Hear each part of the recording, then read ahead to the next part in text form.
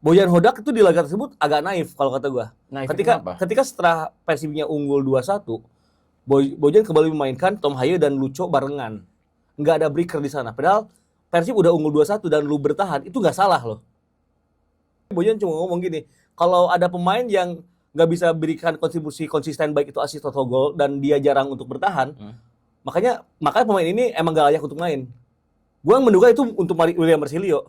Kalau main Persib kayak Lion City Sailors itu di Super League, kayaknya juga masih aman-aman aja gitu. Persib bakal tetap menang-menang aja. Ya. Cuma karena itu mainnya di ACL tuh, nggak bisa Persib kayak main kayak gitu. Dengan kekalahan Borneo FC, kan jadi seru. Karena Persib Bandung kalau menang-menang terus, nanti poinnya tinggal 2 loh.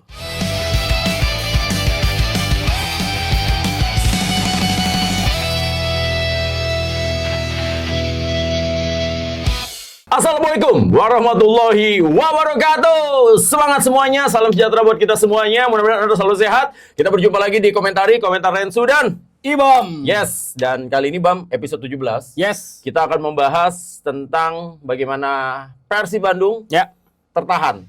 Jadi kemenangan ke-78 Boyan Hodak tertahan, tapi kemarin akhirnya dapat juga di pertandingan menghadapi Madura. Itu adalah kemenangan ke-78 sepanjang karirnya bersama Persib Bandung. Tapi untuk lolos 16 besar tertahan karena akan ada pertandingan hidup dan mati menghadapi Bangkok United. Nah, ini akan kita review tentunya bagaimana perjalanan Persib Bandung dan juga dengan kekalahan pertama kalinya Borneo FC membuat Persija dan Persib Bandung langsung menguntit. Wow, ini seru banget untuk kita bahas langsung. Ya. Dan Persija lagi on fire di Stadion Utama Gelora Bung Karno, ya kan 56.000 penonton datang dan langsung membuat para pemain kesetanan semua mainnya dan berhasil meraih kemenangan dari PSM Yogyakarta. Tapi yang pertama, Bam, kita akan membahas. Pada intinya yang pertama kita akan bahas untuk 2 match Persib, yang satu di ACL tuh, yang satu di Super League kan. Betul. Ya? Lalu juga tentang Persija Jakarta. Betul. Dan apa yang terjadi di Superliga lah ya. Nah, Bam, apa kesalahan yang membuat Persib Bandung gagal meraih poin di laga menghadapi Lion City Sailors? Ada beberapa faktor. Yang pertama, gue ngelihat Bojan Hodak mungkin udah pede banget dengan tim ini, tapi memang ada detail-detail kecil yang nampaknya belum disadari, sebenarnya belum terlalu solid permainan Persib. Yang pertama di rest defense. Rest defense itu adalah ketika... Lu jelasin dulu dong. Lu jangan seakan-akan ngomong kayak semua penonton kita itu ngerti semuanya sertifikasi pelatih DCBA. Ini bahasanya dipermudah karena ya penonton kita tuh ibu-ibu banyak loh. Oh, banyak ya?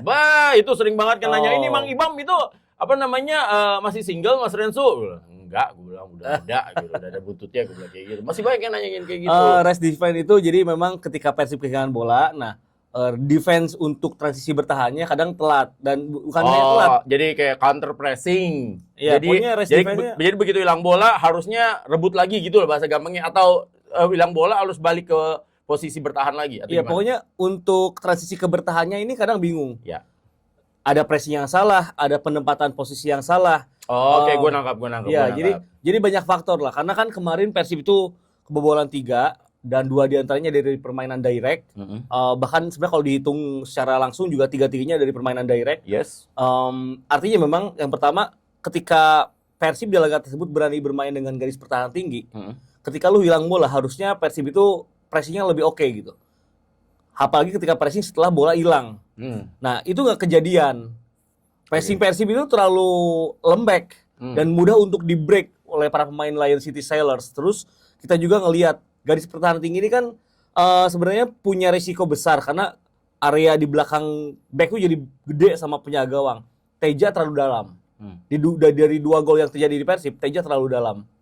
Itu yang ketiga, peran fullback dan gelandang bertahannya nggak berfungsi. Bukan hanya untuk pressing, tapi juga untuk menghentikan alur serangan lawannya itu nggak jalan. Oke, yang selanjutnya, yang keempat, faktor 2 center back yang emang secara reading the game, reading ball-nya, kalau kata gue sih benar-benar lagi drop di laga itu. Baik itu Mati Kadi ataupun underperform. Baik itu Mati Kadi ataupun Julius Caesar, sama-sama bingung. Ini bola yang ada di atas kepala itu harusnya disunduh langsung atau enggak lu body striker atau gimana, itu bingung, semuanya serba nanggung. Nah, Bam, apa yang lu sampaikan tadi adalah ketika transisi negatif adalah kan mereka kan bermain pasti sudah di latihan tuh udah disimulasikan kan. Bagaimana ketika kehilangan bola, siapa yang cover, siapa yang tutup, siapa yang rebut bola, siapa yang sebagai ball winner, siapa yang terus segala macam, siapa yang double team, siapa yang nah itu. Apakah ini berhubungan dengan kemarahan Boyan Hodak kepada pemain-pemain ya, kan bahasa gampangnya adalah pemain-pemain yang dimasukin di babak yang kedua. Tapi banyak orang yang langsung menuju ke sekitar 1 atau 2 pemain. Ya. Apakah ini berhubungan dengan hal itu, Bang? Otomatis akan pada akhirnya berhubungan pada akhirnya.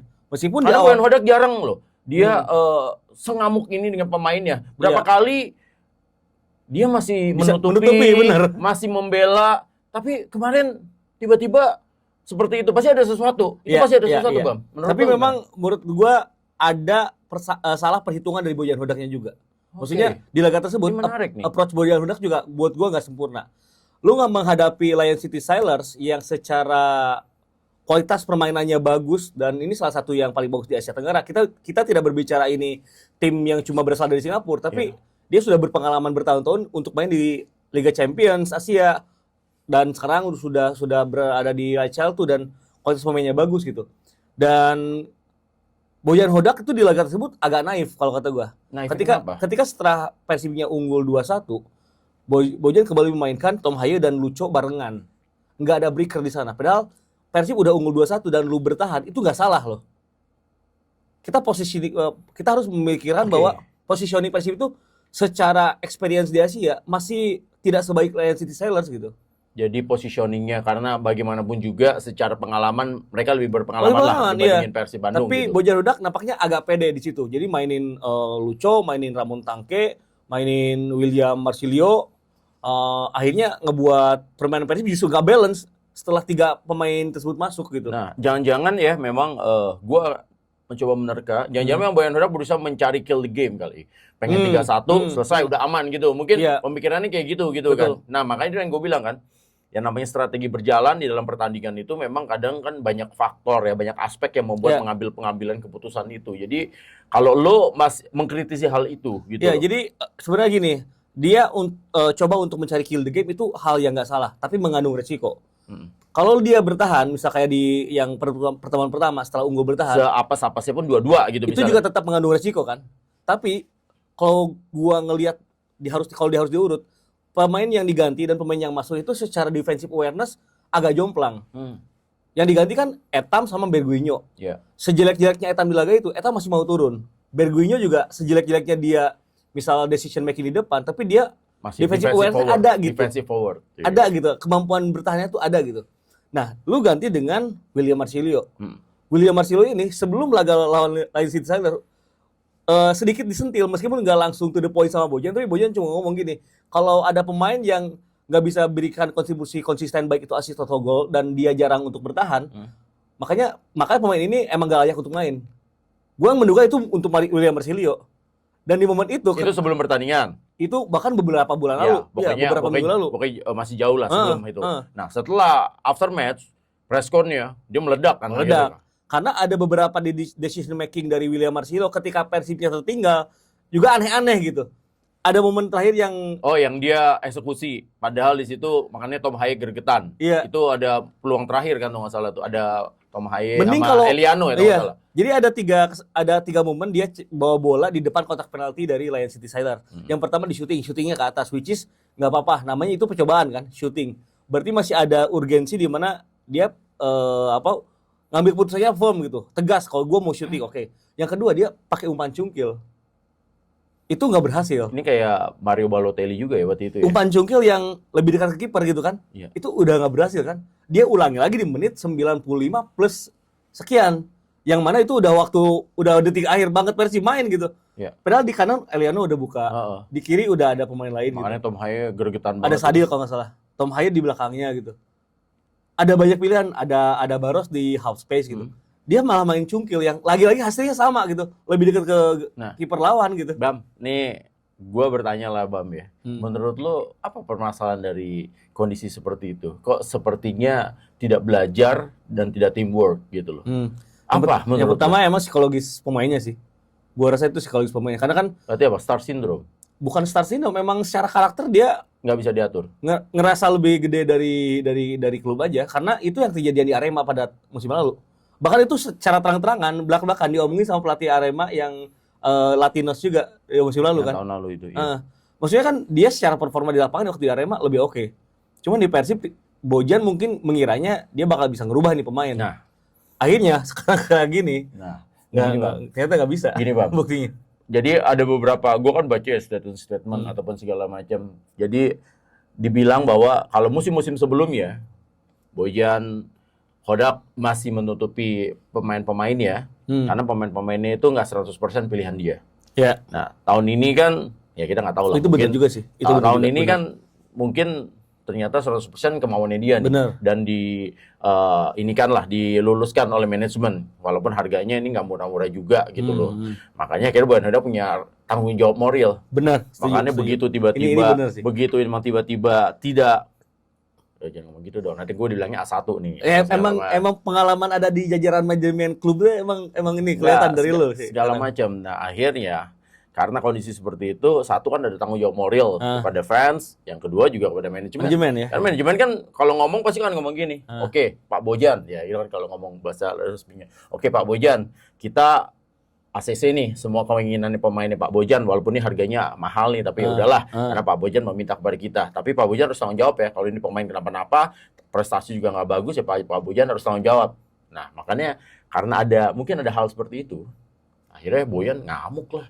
Ini pemain lu udah gue belain, istilah kasarnya gitu. Lu udah gue belain di depan fans, lu udah gue belain di depan manajemen. Ini kan pasang badan gue nih, gue pasang badan buat lu. Lu bukannya main yang bagus, lu malah ngelempar malu ke muka gua gitu loh. Lu mau nginjak pala gua, ya mungkin akhirnya kayak gitu loh. Dan gue juga yakin kalau sampai pelatih meledak seperti itu, Bang. Jangan-jangan mereka udah pernah ngomong face to face seperti ini nih. Iya. Berarti kan? Sudah ada proses di momen sebelumnya ya? Nggak mungkin lah. Karena gue ngeliat Bojan Hodak ini termasuk orang yang anger manajemennya di luar ya. Gue nggak bilang di dalam ya. Nggak bilang lagi di latihan. Gue nggak bilang lagi di locker room.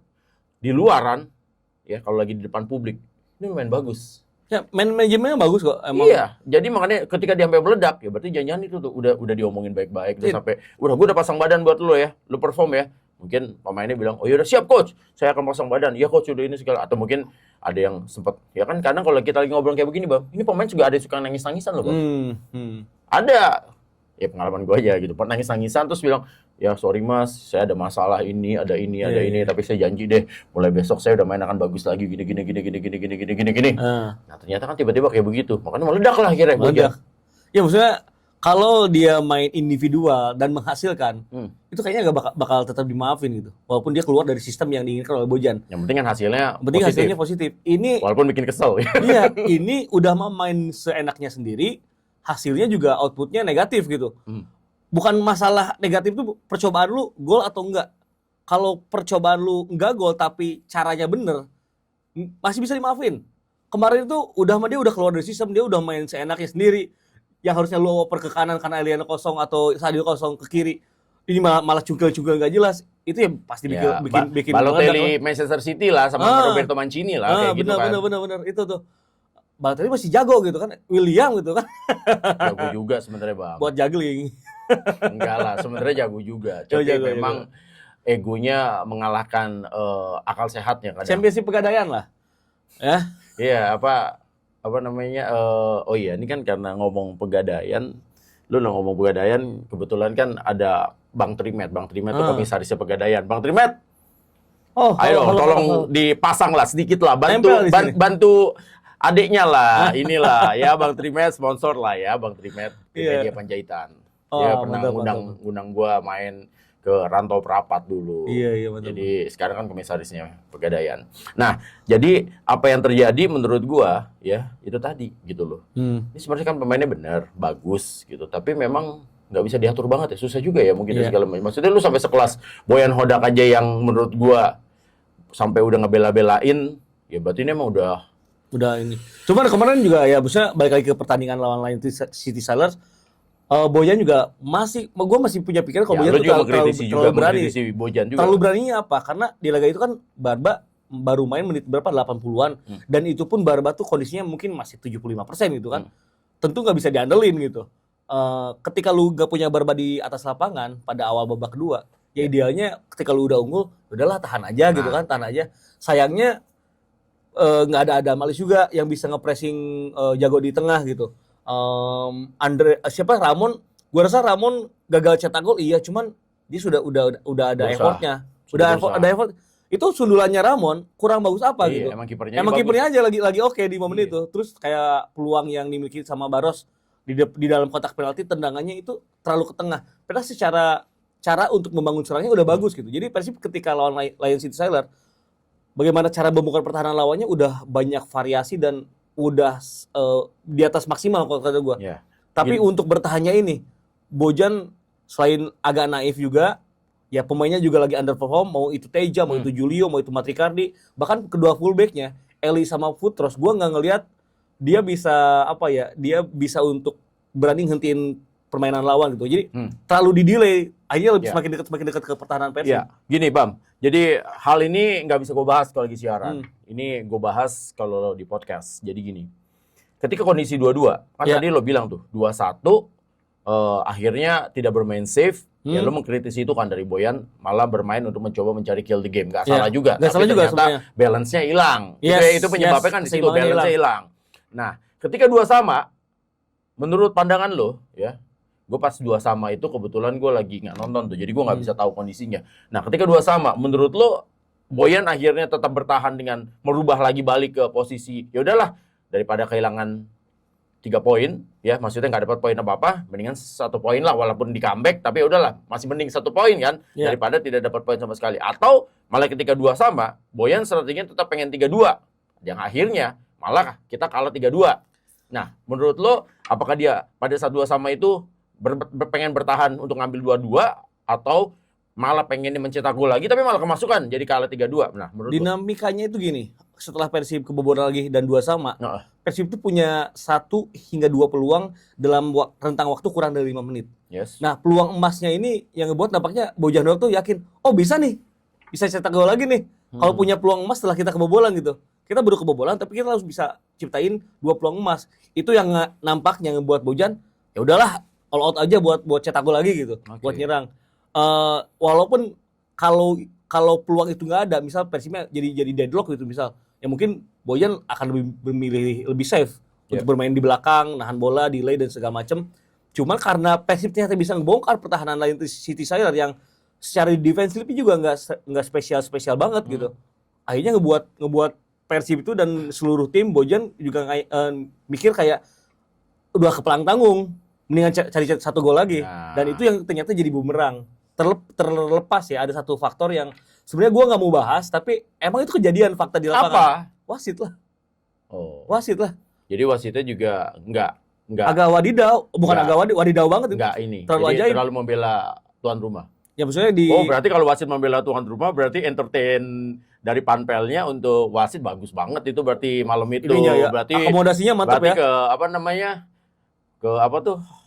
Hotel yang yang perahu itu ya. Iya, terus udah gitu juga uang sakunya bagus. Mantap ya.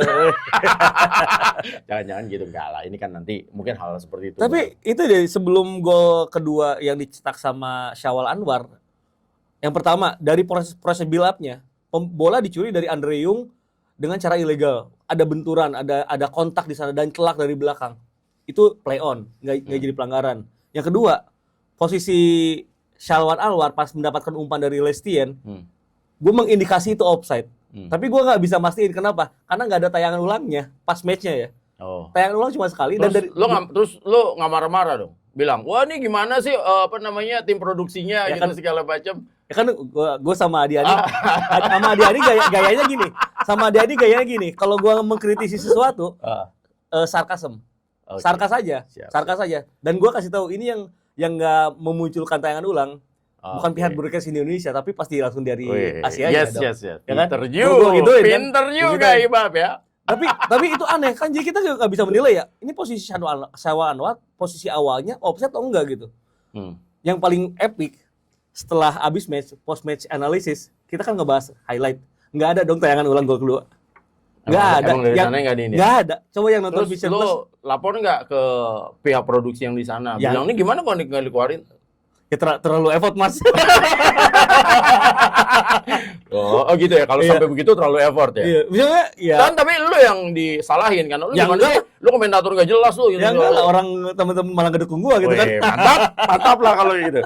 Yang pasti ya itu kita bahas tadi soal Persib Bandung menghadapi Lion City Sailor. Iya. Jadi harus tertahan. Poinnya sekarang menjadi sama nih kan sama 10. Bangkok United dalam pertandingan penentuannya jadi seru tanggal 10. Yang lucu, Bangkok United peringkat kedua saat ini sudah memastikan lolos ke 16 besar. Persib peringkat pertama enggak, karena dia udah menang head to head lawan Lion City Sailors. Nah, iya. Karena yang dihitung pertama tuh head to head bukan itu selisih dia. gol. Persib belum tentu gitu kan. Karena sekarang poinnya kan 7. Poinnya Persib 10. Oh iya, si Lion City ya? kan 7 gitu. Jadi kalau Persib sampai kalah bahaya gitu kan. Tapi dan Lion City unggul head to head atas Persib. iya, nah kalau jadi minimal Persib harus seri. Ya. Harus seri, udah pasti Persib juara grup, Benar. bakal peringkat 2. Nah, Setuju. itu tanggal 10 insya Allah ya, gue akan cek jadwal nih. Kalau jadwal gue nggak padat sih, gue pengen nonton, Bam. Lu temenin ya, Bam? Boleh, oke. Ya, Siap, gue ada di Bandung nggak kok. masalahnya jadwal gue padat, Bam. Wih, pastilah kok. Rensu mah ya kan. Wih, gila ya kan. Ya, gitu Yang lah, penting Bam. ramein lah. Ya harus ramein lah nanti ya di GBL. Nah, Ya. sebaliknya sekarang kita ada waktu juga untuk ngebahas bagaimana kemenangan Persib kemarin. Tadi malam ya? Madura United. Jadi Ramon L Anaconda ya, karena celananya belum ganti dari ukuran M ke L, jadi masih agak ketahan-tahan untuk pencetak gol. Padahal sebenarnya udah banyak peluang. Emang gue bilangnya kan kemarin sempat gue ngomong di on air gue ini harus bikin bubur merah bubur putih nih, Ramon Tangke ini ya kan, L Anaconda ini sama ganti celananya ukuran L lah, jangan ukuran M gitu. Nah, terus yang kedua ada yang banyak yang pecah telur. Ya telur ya. Ya, yang pertama yang pecah telur adalah Tom Hai. Ya. Untuk pertama kalinya dia mencetak gol di kasar tertinggi sepak bola Indonesia. Betul. Dan lucu. Luar biasa, roket. Jadi kalau anak-anak Boboto bilangnya Rocket Rockers, karena itu band dari Bandung tuh, Rocket Rockers ya kan, band. Reuni. Iya, band itu tuh, band apa namanya? Legend itu, Rocket Rockers ya. Terus ada lagi juga gol dari Barba ya? Barba juga itu pecah telur ya? Gol kedua. Oh, gol kedua. Ya kan? Yang pertama lawan Arema kan. Nah, terus itu dia. Terus udah gitu lucu ngegolin. Terus yang satu lagi Baros. Baros. Jadi Baros sekarang masuk jalan udah top scorer. Nah, jadi itulah yang terjadi, Bang. Dan menurut gua di pertandingan kemarin itu benar-benar Persib Bandung bermain dengan kondisi jadwal yang padat.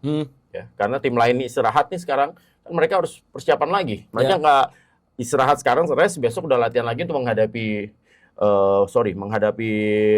Borneo. Bener. Habis itu menghadapi Bangkok United, habis itu menghadapi Malut, habis itu menghadapi Bayangkara. Jadi tim lain di bulan ini cuma main 2 kali. Ya, kecuali Borneo. Ya Borneo pun Borneo 3 kali, Malut 3 kali. Mereka 5 kali main. Nah, gimana padatnya? Terus yang ketiga Dewangga membuktikan bahwa inilah, jadi banyak orang yang menganggap bahwa inilah pemain ketika lu dicadangin, ya lu performanya di latihan.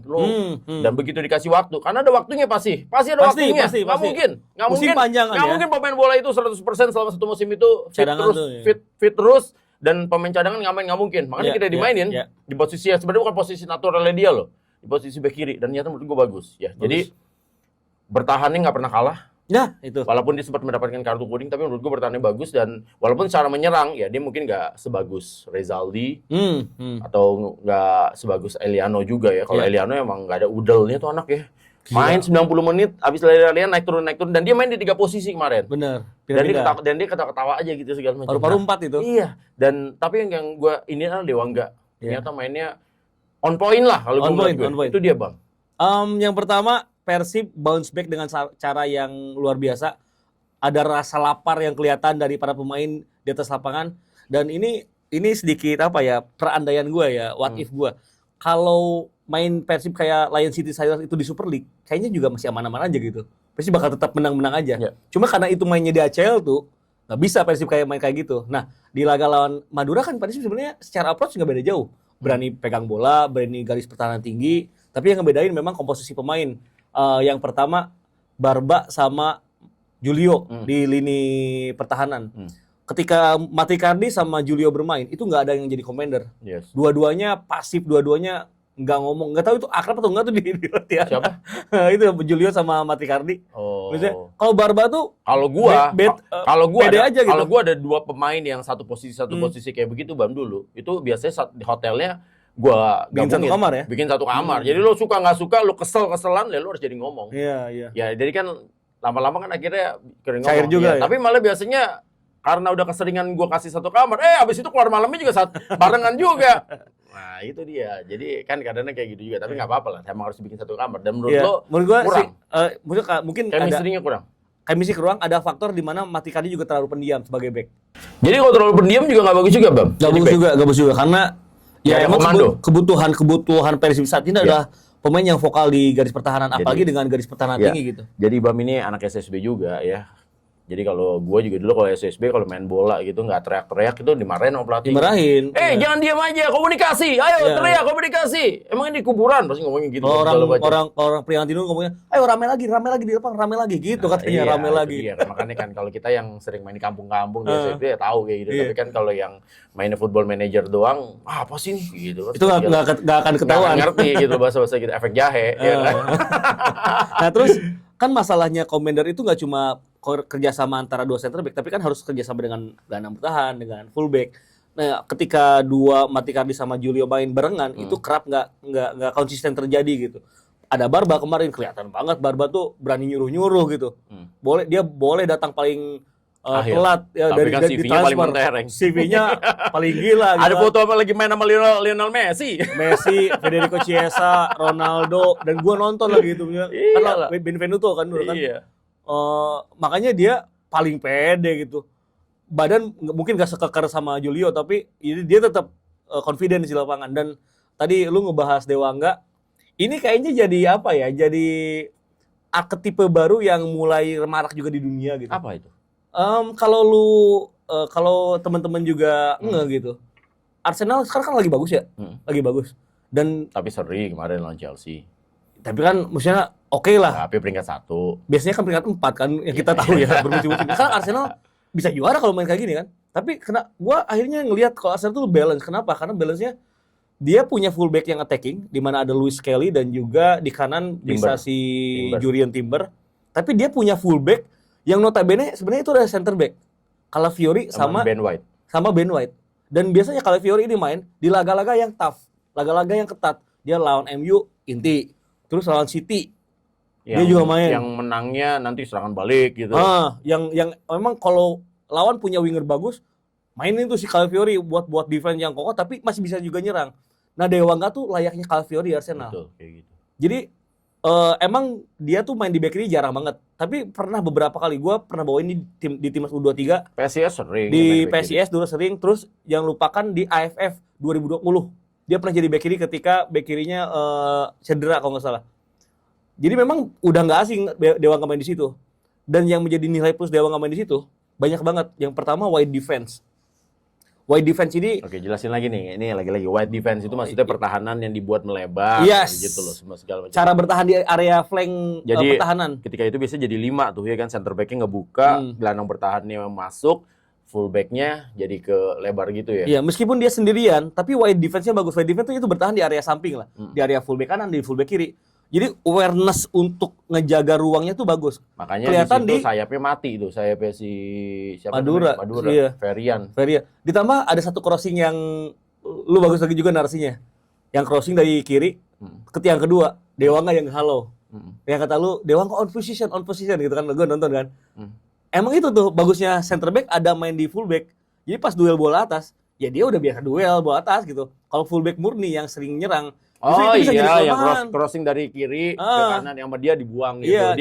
Dia apa namanya scanningnya bagus kan. Dia udah ngeliat ada orang di ini daripada repot-repot dengan buang aja. Kan biasanya kalau fullback itu kenapa sulit untuk bisa menang duel bola atas di samping karena kalau lu ingat biasanya dia bingung ngambil langkah buat lompatnya. Buat supaya lompatnya tinggi itu gimana? Nah, vertical jump-nya. Nah, Dewangga karena dia udah biasa main di center back dan biasa ngelakuin itu, dia main di fullback ya sama aja dan gitu. Posturnya pun memang postur center back. Dia postur center back tapi speednya speed fullback. Itu kan kelebihannya dia kan. Lalu yang kedua dia kaki kiri murni. Iya. Kaki kiri murni. Kebot. Yes, bener. Jadi kaki kiri murni itu punya kekuatan. Jadi gini, jadi banyak orang ya Bang, sorry gue potong.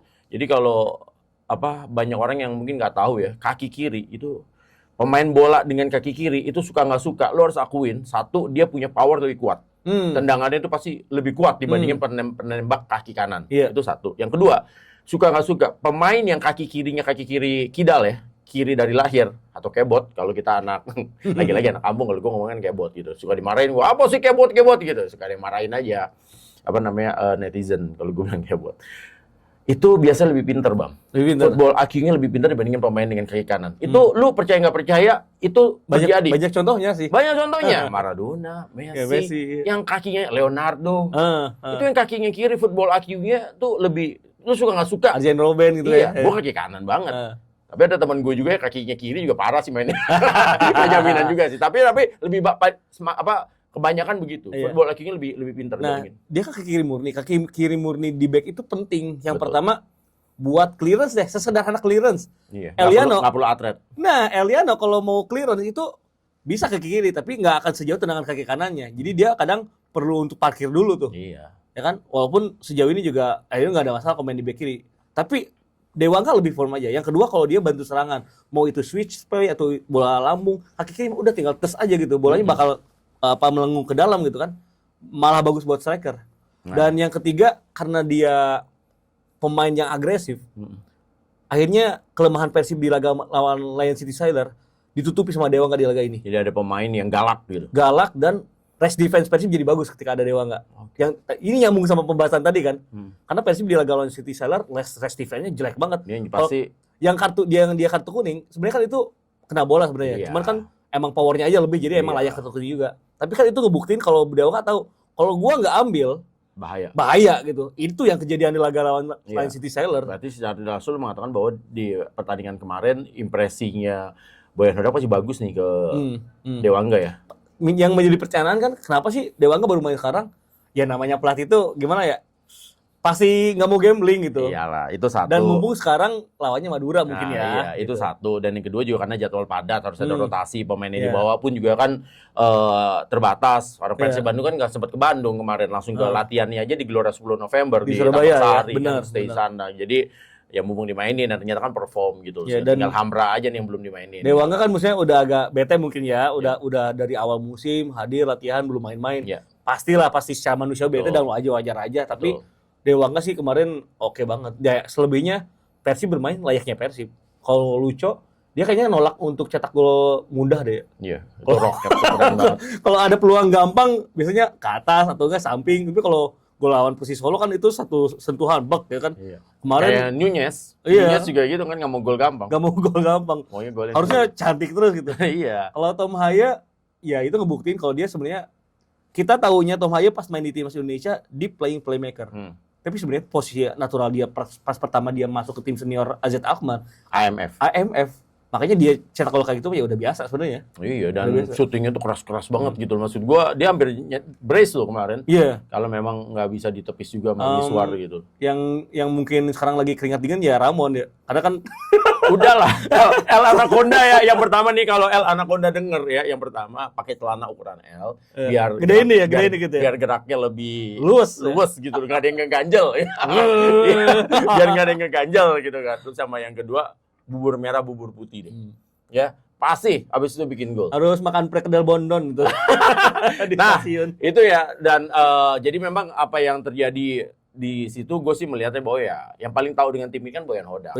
Makanya kalau kita pun gitu kadang sebagai host atau sebagai komentator juga banyak ini segala macam. Ya menerka aja kan. Menerka aja. Jadi kalau sampai ada yang kita sampai bilang, wah ini gue tahu gini, nggak ada. Itu paling tahu tuh, yang paling tahu itu pelatih. Kita yang tuh A1 tuh. Iya, kita kalau beneran A1 tuh nggak bakal ngebocorin.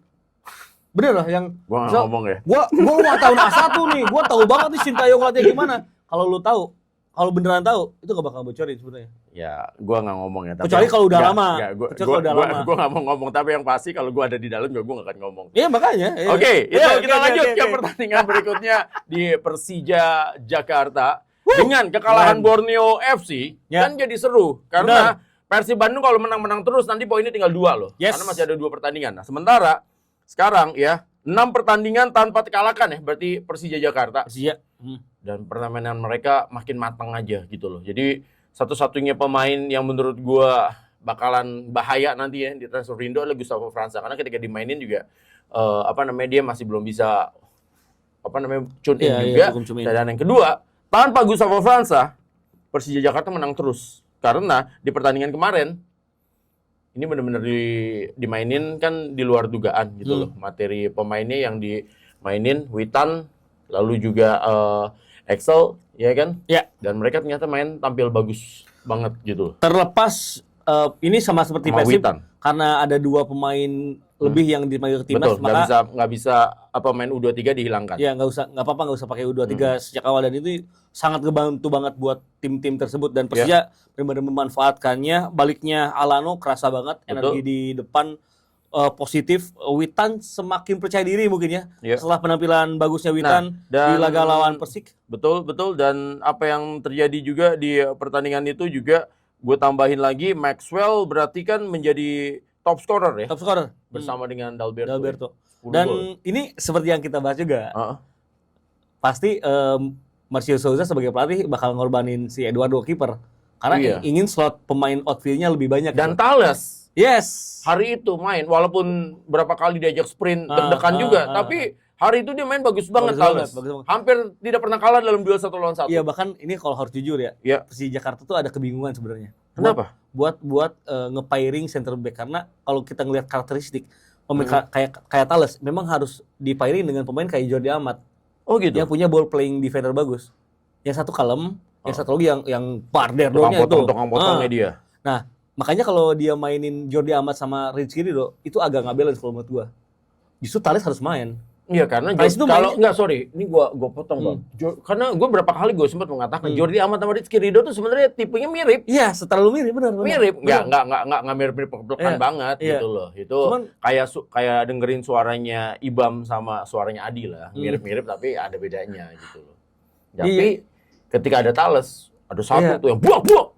Kecuali kalau memang misal Jordi Amat sama Rizky Ridho ini salah satu mau switching yang lebih agresif, tapi kan menjadi tukang potongnya bahasa. Baik lagi ke karakternya, kan karakternya mungkin nggak kayak gitu, makanya pas leader karakternya.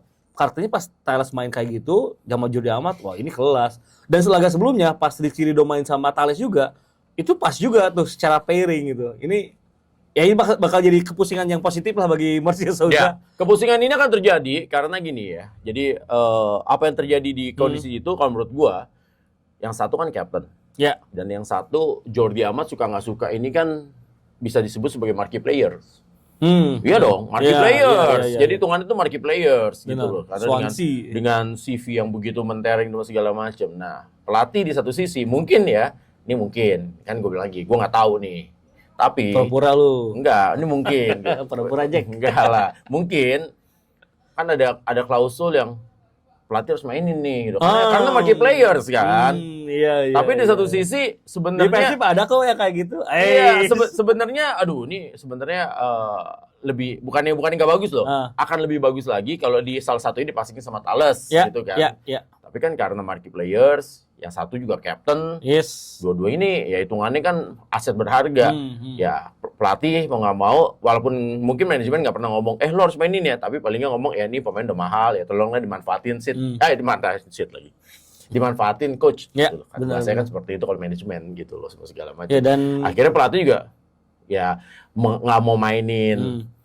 Nggak enak, mau mainin ya kadang balance-nya nggak terlalu maksimal. Jadi kan cocoknya gitu. Kalau kayak gini kondisinya kan Persija lebih cocok main 3 back. Tapi nahasnya era Thomas Doll gitu ya. Iya, nahasnya Marcio Souza tuh bukan pengaruh sistem 3 back gitu. Waktu di Madura juga dia 4. Iya, jadi ini jadi keputusan yang bagus, tapi akhirnya kemarin emang Persija main kayak Persija ketika main di GBK selalu flawless, nggak banyak kesalahan elementer dan ya bahkan kalau bisa dikatakan babak pertama doang mungkin ya 30 menit awal doang PSM benar-benar bisa neken, termasuk tenang bebas si Ezekiel Vidal dan memang perlu diakui juga lah nggak adanya Zé Valente, nggak adanya Cahya Supriyadi itu kelihatan banget bikin oh iya Raka Cahyana benar. Tapi menurut gua ya ini Khairul Fikri buat seorang kiper yang baru pertama kali main starter dengan usia 22 tahun, main di depan 56.000 penonton di stadion paling angker di Indonesia, di stadion paling besar di Indonesia. Ya, menurut gue sih mainnya bagus banget. Bagus banget. Walaupun kemasukan gol, tapi menurut gue tuh bagus banget. Dia main gak ada grogi-grogi, kan gue bisa lihat lah grogi atas. Bener. Sama yang kedua, Bam, tendangannya dia itu selalu on target. Jadi kalau dia bikin tendangan goal kick, Itu ngarah ke pemain dan langsung, menurut gue salah satu pemain dengan tendangan gol kick terbaik menurut gue. Bener. Tendangannya tuh jauh, bolanya tuh nggak ngelambung, bolanya tuh agak straight dan Bolanya- selalu on target, nggak pernah out. Itu menurut gue kelebihan Hairul Fikri. Bolanya nggak lama di udara ya. Iya. Kayak Ederson lah kayak waktu di City Iya, beberapa kayak musim gitu, lalu apa segala macam. Jadi menurut gue nih kiper potensial banget. Iya. Ya cuman maksudnya kan Dia kiper nomor 3 karena Suardi Arlan lagi cedera Suardi ACL, Arlan. Cahaya Supriyadi tugas negara. Iya. Dia main di depan, Bam, lu nggak gampang lu main di depan 56.000 penonton Bener. dengan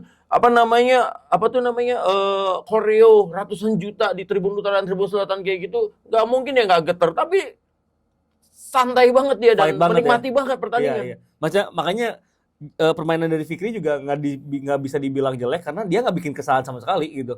Emang Persijanya aja bagus. Emang percaya justru tapi mungkin secara teknis Pak adalah beberapa kendala karena di gol kedua yang Alano itu ya maksudnya perlu tengahnya Fikri tapi perlu ada commanding di mana PSIM tuh bertahannya terlalu menjorok ke dalam. Terus ada space yang didapetin di dekat area luar kotak penalti dan Betul. itu space kayak itu buat Persija ya jadi makanan empuk gitu. Jadi kan emang kondisi seperti itu pasti yang bisa commanding antara itu kiper atau enggak back. Ya. Nah di momen itu mungkin back udah tapi biasanya kan Cahaya itu lebih berisik gitu. Ya. Tutup gitu kan. Ini mungkin masih muda aja gitu. Tapi nanti potensial lah. Iya. Tapi dan Zé Valente sih kemarin nggak ada tuh kerasa banget. Bam, ini gue masih pengen ngobrol tapi waktu juga Bram. Kita harus stopin juga gitu Iya. segala macam. Tapi yang pasti ya, gue sih hanya berharap ya ini akan makin seru. Ya kan? Seru ini pasti. Makin seru kalau nyata tiba-tiba nanti perebutan juaranya nih Persija gitu kan. Ya Borneo juga kontender yang sangat menarik juga. Iya. Tapi kalau sampai ya Persija nih berebut juara itu kan seru banget gitu. Yes, Sampai akhir itu Indonesia. Wah, seru banget lah. Dan kita juga ya sebagai content creator pembahasannya juga jadi banyak. Oke lah Bang, kita ucapkan terima kasih kepada para fans ya, para teman-teman juga. Lalu juga, ini maksudnya fans bukan fans kita, tapi fans sepak bola yang menonton kita, fans klub dan juga fans dari Timnas Garuda gitu kan. Yang sudah menonton kita, memberikan masukan juga. Dan yang pasti kita akan membahas ya, benar-benar lebih detail, lebih dalam. Karena Ibam ini infonya A4 ya. Tapi kalau ada teman-teman yang punya penilaian sendiri, opini sendiri, tulis aja yang banyak di kolom komentar. Yang paling sopan aja. Iya. Dan banyak yang udah sopan kok. Iya. Mantep. Wih, ada Ibam gitu loh. Yang pasti terima kasih semuanya. Ini dia komentari episode ke-17 ya. Sampai jumpa lagi. Wassalamualaikum warahmatullahi wabarakatuh.